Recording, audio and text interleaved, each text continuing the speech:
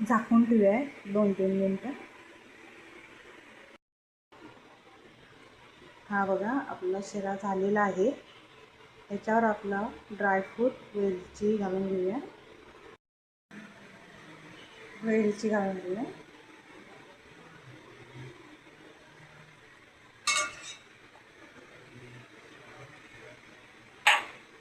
Dry fruit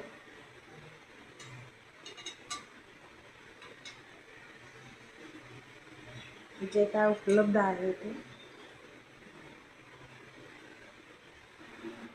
हा बघा आपला शिरा तयार झालेला आहे. याच्यावर तुम्ही सुकं खोबरं आणि ड्रायफ्रूट्स घालू शकता. जर का ही रेसिपी तुम्हाला आवडली असेल, लाईक, सबस्क्राईब, शेअर करा. बेल आयकॉनवर जाऊन क्लिक करा आणि कमेंट करून मला नक्की कळवा.